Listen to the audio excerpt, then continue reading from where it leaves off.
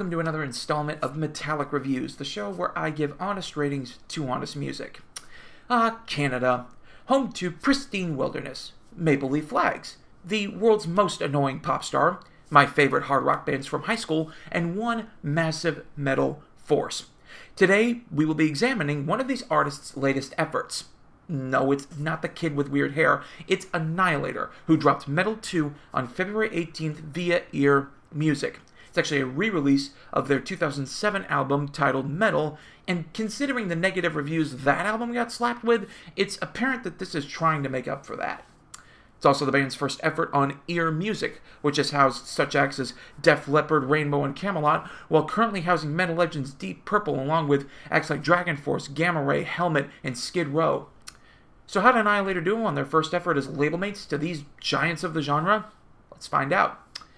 What's fascinating about this is that it's really just a one-man project with a bunch of different guests and studio artists. I mean, there's a who's who of metal royalty joining Soul Constant band member Jeff Waters on this album. The drums are mostly handled by one of the pinnacles in metal drumming, Dave Lombardo, taking over for another well-known metal drummer, Mike Mangini, off the original effort. Meanwhile, you've got Willie Adler, Alexi Laiho, Steve Lips Kudlow, Danko Jones, Angela Gasso, Dan Beeler, Alan Johnson, Jesper Stromblad, Jeff Loomis, Anders Bueller, and Corey Ballou. So, this is a humongous lineup of absolutely amazing guests. A lot of talent running over this album, guys.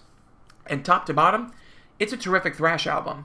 It's got all the meaty riffs, terrific drumming, and fight the system / life trouble lyricism that any classic thrash fan would want. The only difference is that there's a million guests on here.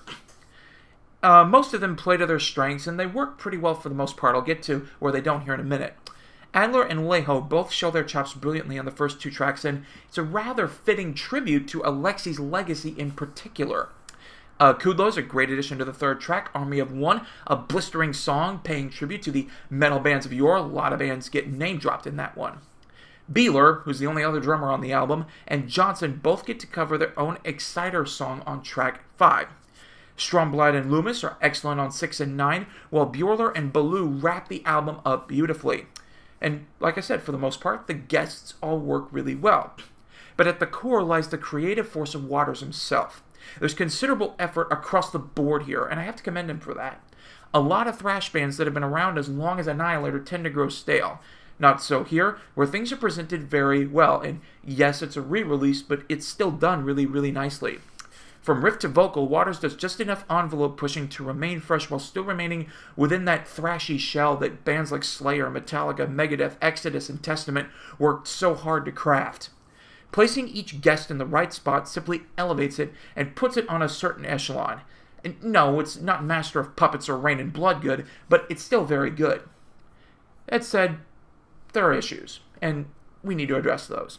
You'll notice I didn't list all the guests when I was praising some of them. That's because there's one song on here that just doesn't belong, and that's Couple Suicide featuring Danko Jones and Angela Gasso. On an album of otherwise absolute bangers and memorable riffs, this ditzy little tune feels somewhat out of place. This just feels like where the envelope was pushed a little too far and it fell over the cliff. Thankfully, the cover of Exciter's Heavy Metal Maniac puts the album back on track straight afterwards. Normally, I dig a good ballad or two, but this one just doesn't do it for me.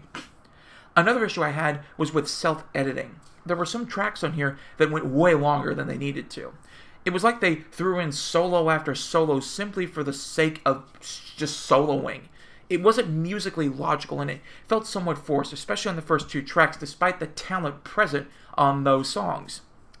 I found it did get better as the album ran along, but even later on, some of the songs were weighed down by unnecessary notes and passages. While it didn't hinder my enjoyment of the album in a huge way, it was something that was a little bit irritating.